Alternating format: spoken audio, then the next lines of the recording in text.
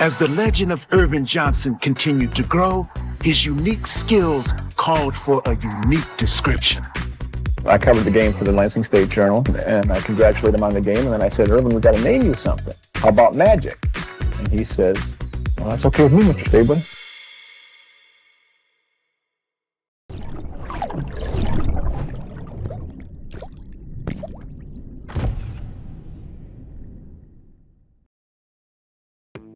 Dans le sport comme dans la vie, les plus jeunes sont censés apprendre, observer, patienter, jusqu'à ce que leur heure vienne.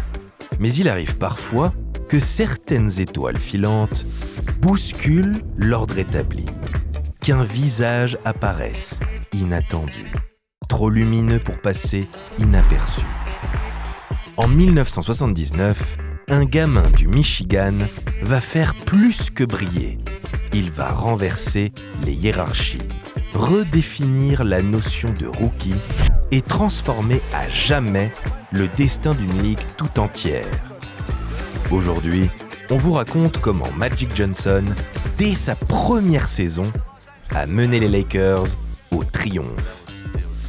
Mais surtout, comment ce meneur de 2,06 m a révolutionné la manière de jouer, regarder et consommer le basket. Alors on prend notre fameuse machine à remonter le temps, direction Hollywood, à l'été 1979. Vous êtes prêts? Let's go! Avant de replonger dans l'été 79, laisse-moi juste faire une petite parenthèse. Tu l'as sûrement pas connu, mais à l'époque de Magic et même après, si tu voulais collectionner les cartes de tes joueurs préférés, c'était pas simple. Tu devais acheter des boosters, prier pour tomber sur la bonne carte, et surtout ne pas les perdre. Une averse, un déménagement, un petit frère maladroit, et bim, ton Karim super rare finissait en confetti. Aujourd'hui, heureusement, on a Sorare. C'est un peu la version moderne et sécurisée de cette passion. Tu collectionnes des cartes officielles NBA, mais version digitale, indestructible, et surtout, tu peux jouer avec. Parce que sur Sorare, tu ne fais pas que collectionner, tu construis ta propre équipe, et ce sont les performances des joueurs dans la vraie vie qui déterminent ton score sur Sorare. Si tes gars brillent sur le parquet, tu brilles dans le jeu. Du cash, des expériences NBA de fou, ou même de nouvelles cartes, comme cette magnifique Wemby violette. Si tu la chopes, celle-là, tu seras juste le seul au monde à l'avoir. C'est quand même cool, non? Et s'il te manque encore un petit argument pour te hype, sache qu'en passant par notre lien en description, tu pourras bénéficier d'une offre exclusive de bienvenue. 50 € offerts sur l'achat de tes premières cartes. Alors, convaincu? Bon, on te laisse nous rejoindre et nous affronter sur Sorare. Nous, on retourne à notre flashback.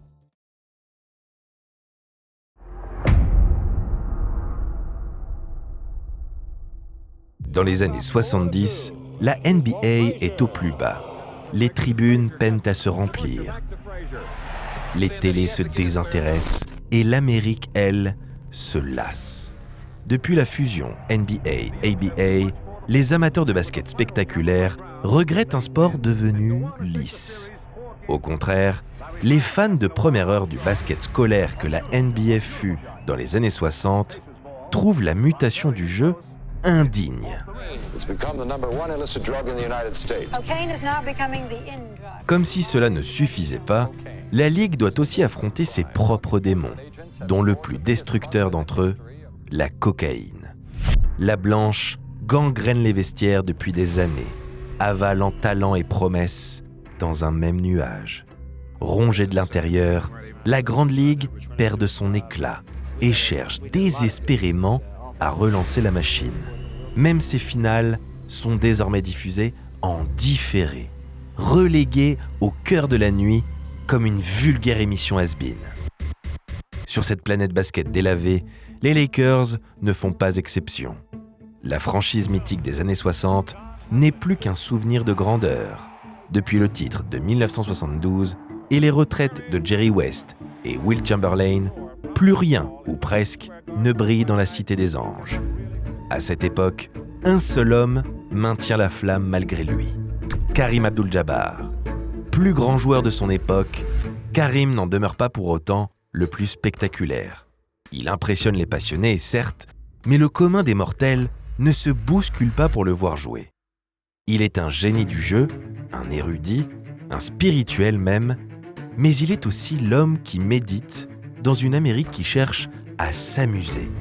Karim lui-même ne semble plus passionné par le basket. Selon ses propres mots, il n'est à cette époque pas si loin d'envisager la retraite. Voyant son empire dépérir, le propriétaire Jack Kent Cooke décide de tout vendre. Les Lakers, mais aussi le Forum d'Eaglewood et même les Kings, son équipe de hockey. Le tout pour la modique somme de 68 millions de dollars. L'acheteur, un nom encore inconnu du grand public, un certain Jerry Buss. Buss est une âme singulière, un scientifique un peu excentrique, devenu magnat de l'immobilier. Pas vraiment un gestionnaire, mais plutôt un joueur, un homme de défi, flambeur et qui n'a pas peur d'oser. Il n'a ni la rigueur d'un propriétaire, ni la réserve d'un patron d'entreprise.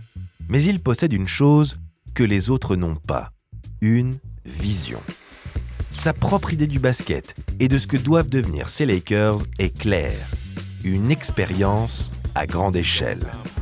Pour lui, le basket ne doit pas simplement se jouer, mais se vivre. Les fans doivent venir pour danser, rire, boire, rêver. Les Lakers doivent devenir le miroir d'Hollywood, de son cinéma, de ses lumières. Une équipe spectaculaire qui brille, émerveille et attire. Mais pour ça, il faut un visage, une âme, un symbole. Quelqu'un capable de redonner la foi, de rappeler à cette ville qu'elle est née pour briller. Quelqu'un capable de redonner à ce sport l'essence même de ce qu'il avait perdu. Sa magie.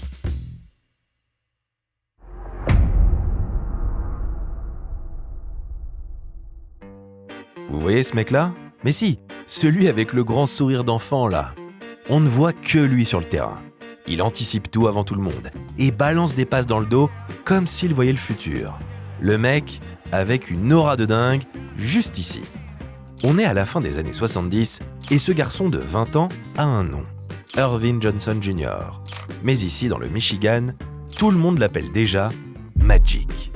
Un surnom né un soir de match en high school, 36 points, 18 rebonds, 16 passes. Une performance suffisamment invraisemblable pour qu'un journaliste local lâche ce mot presque par hasard, Magic, et que le monde depuis ne l'oublie plus. Le gamin est une véritable star, sur le parquet comme en dehors. Charismatique, drôle, solaire, le genre d'ovni qui fait autant parler pour son jeu que pour ses frasques. À Michigan State, Magic devient une icône. Partout où il passe, la salle s'embrase. 2,06 m de bras interminables et d'un QI basket venu d'une autre planète. Tout le monde, ou presque, le sait. Ce garçon est un phénomène. Après une March Madness exceptionnelle, conclue par un titre au nez et à la barbe de son futur rival Larry Bird, Magic s'inscrit à la draft. Pourtant, Earvin fascine autant qu'il inquiète. Il n'a rien du joueur formaté que la NBA valorise à l'époque. Lui, c'est le plaisir avant la méthode, la spontanéité avant la rigueur. Et surtout, la star de Michigan State a déjà un goût assumé pour la lumière. Un gamin de 20 ans qui aime la fête, la vie et qui ne s'en cache pas.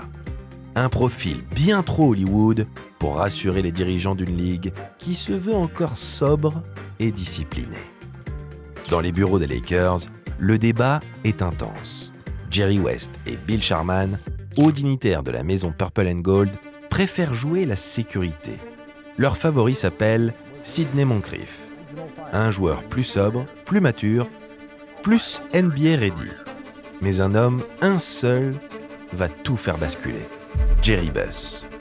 Le nouveau propriétaire ne veut pas d'un joueur discret. Et ce garçon, au sourire insolent, à la fois naïf et magnétique, coche absolument toutes les cases. Le 26 juin 1979, les Lakers tranchent et choisissent Earvin Magic Johnson avec leur premier choix de draft. Très vite, les médias s'enflamment Avant même d'avoir posé un pied en NBA, Magic fait la une de tous les journaux. Les caméras l'adorent, les photographes se battent pour le capturer et les sponsors flairent la pépite. Magic est partout, sur les plateaux télé, dans les magazines et dans toutes les discussions. Jerry Buss le sent. Il tient un diamant brut dans le creux de sa main et ne compte pas le lâcher. Quelques années plus tard, il scellera leur union avec un contrat insensé. 25 ans pour 25 millions de dollars. Un deal historique, jamais vu dans le sport américain. Un pari à la fois démesuré et symbolique. Magic ne sera pas seulement le meneur des Lakers, il en sera le cœur, la vitrine et la promesse. Mais comme toujours à Hollywood, la lumière finit par attirer les ombres. Dans le vestiaire, tout le monde ne savoure pas cette nouvelle ère. Norm Nixon, meneur installé, voit son influence s'éroder. Quant à Kareem Abdul-Jabbar, il reste en retrait. Lui qui avait toujours fui les projecteurs se retrouve soudain flanqué d'un gamin qui les aimante tous. À l'entraînement, le contraste saute aux yeux. Magic débarque avec le sourire, serre la main de tout le monde, tape dans le dos des intendants, rit à gorge déployée. Son énergie est sincère, contagieuse, mais aussi dérangeante. Dans une NBA encore marquée par la retenue, cette joie passe pour de la mise en scène. On murmure qu'il joue un rôle, qu'il cherche à plaire. Mais ceux qui l'observent de près savent que ce n'est pas du cinéma. Magic, c'est ça, de la joie et de la démesure. Et qu'importe ce que les autres pensent de lui, le gamin ne changera pas. Il fera taire les doutes là où il est le plus à l'aise, sur le parquet. Magic was so fired up, and I was like, geez, we can't be at this emotional pitch for the whole season, or we won't make it to Thanksgiving.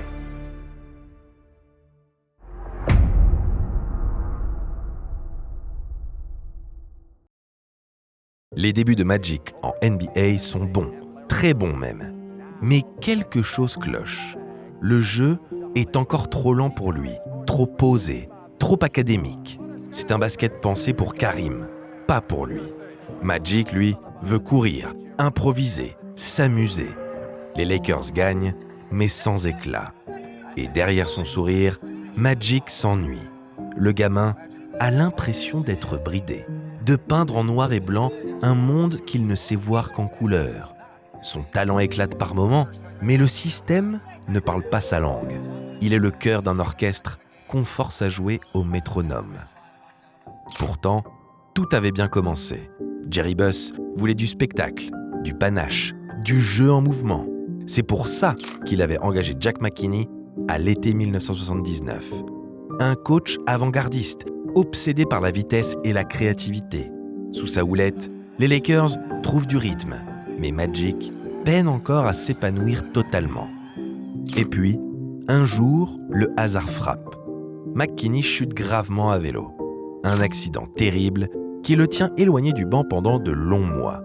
Son adjoint Paul Westhead est propulsé coach principal avec à ses côtés un ancien joueur devenu commentateur radio, un certain Pat Riley. Westhead décide de rester fidèle à la philosophie de McKinney, mais accorde un peu plus de liberté à Magic, moins de cadre et un peu plus d'instinct. Magic, enfin libre, devient le chef d'orchestre de Lakers 2.0. Un basket de plaisir, de spontanéité et de partage. Sur le terrain, il transforme le tempo et peu à peu, le vestiaire. Les passes dans le dos, les sourires, les encouragements. Tout ce qu'on prenait pour de la mise en scène devient une arme. Les anciens, d'abord sceptiques, comprennent qu'il ne joue pas du tout à être heureux. Il joue mieux parce qu'il l'est, tout simplement.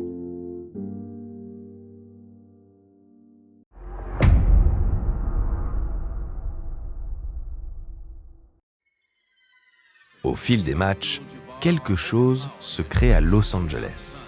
Un basket inédit, qui ne se contente plus de gagner, mais qui veut plaire.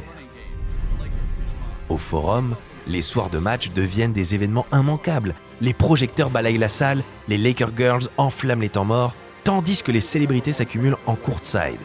Jack Nicholson, Diane Cannon et tout Hollywood veut voir le nouveau phénomène en vogue du côté de la Cité des Anges, le Showtime des Los Angeles Lakers. Jerry Buss, depuis sa loge, exulte. L'excentrique propriétaire est en train de réussir son pari, celui de faire du basket plus qu'un simple sport. My dad was the first, owner to have the Laker girls. And the whole point that he made about having a dance squad was that when the men play, they're the center stage. When they take a break, now it's the women's turn to be center stage. Yeah. So it was all about equal opportunity and giving women the chance to perform in front of a huge audience. Match après match, la Ligue comprend que quelque chose a basculé. Le basket, longtemps perçu comme un sport d'initiés, devient une fête populaire. Les audiences remontent, les jeunes s'identifient, les salles se remplissent. La NBA redevient cool. Et la lumière que l'Amérique avait perdue dans les années 70 revient sur les parquets. Sur le terrain, l'alchimie prend tout autant. Magic dicte le tempo. Karim continue de dominer son sujet. Jamal Wilkes enchaîne les tirs soyeux et Michael Cooper verrouille tout ce qui bouge. Les Lakers deviennent une symphonie et le public son cœur. Le forum chante, la NBA respire et les Lakers s'envolent vers les playoffs avec le first seed, après une saison exceptionnelle ponctuée de 60 victoires. Mais à Los Angeles, on ne veut pas seulement briller en saison régulière. Ici, la lumière ne vaut rien sans un trophée. Et pour Magic, l'heure est venue de prouver que spectacle peut aussi rimer avec efficacité. Les Lakers abordent les playoffs 1980 en conquérant. Le Showtime est encore en train de conquérir les foules, mais l'heure n'est plus à la danse. Place au vrai combat. Dans cette bataille, le patron, c'est Karim. À 32 ans, le pivot des Lakers vient de remporter son 6e trophée de MVP et détruit toujours aussi facilement les adversaires avec son skyhook imparable.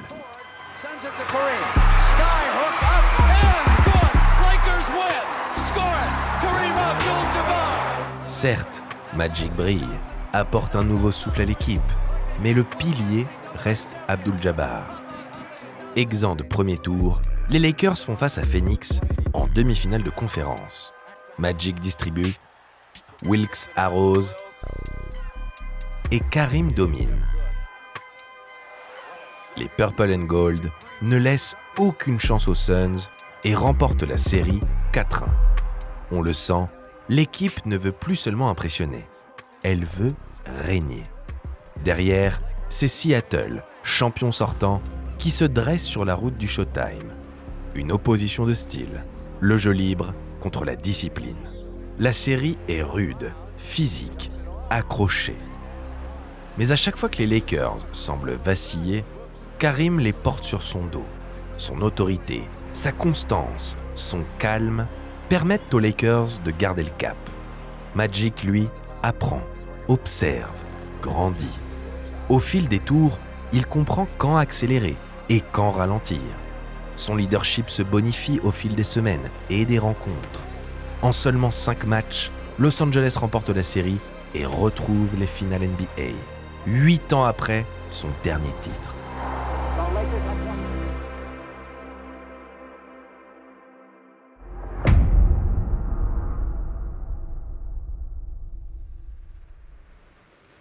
Les Lakers affrontent les Sixers de Julius Erving. Dr. J, c'est l'élégance incarnée. Une légende vivante, un poète des airs. L'idole de Magic Johnson, qui ne se prive pas de lui en faire part. Man, he did a move, which is the all-time greatest move I've seen. When we cut him off baseline, he started walking in there. Got the ball in one hand. And we said, wait a minute, he's got to come down. There's no way he can stay in the air that long. La série est spectaculaire, entre deux styles, deux philosophies, mais surtout deux monstres. D'un côté, le Skyhook de Karim, signature intemporelle, aussi impressionnante qu'efficace. De l'autre, le Glide de Dr. J, cette façon de suspendre le monde avant de conclure. À 2-2 dans la série, Los Angeles accueille Philadelphie pour un match 5 décisif. Le forum d'Inglewood est incandescent, la tension électrique.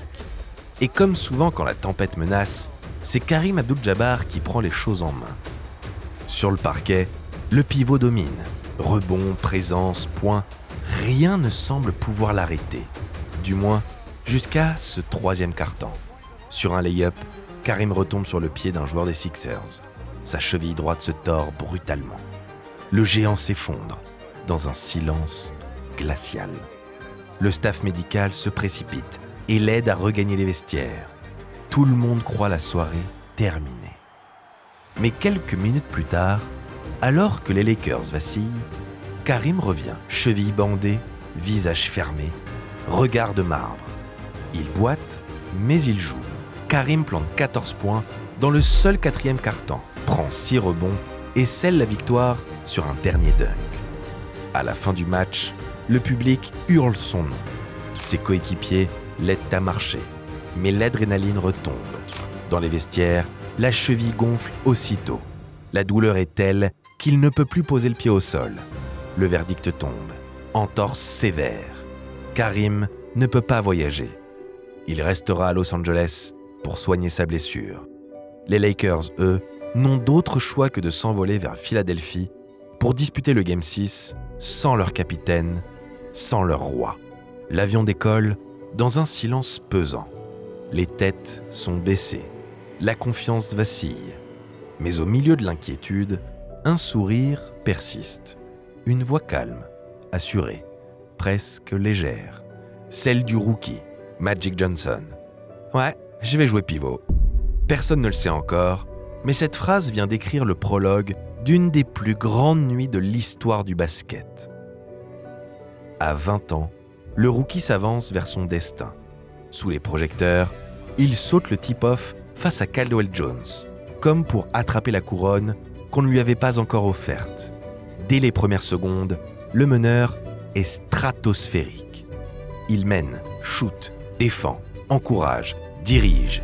Magic est partout. Annoncé pivot, Magic joue en réalité aux 5 postes à la fois.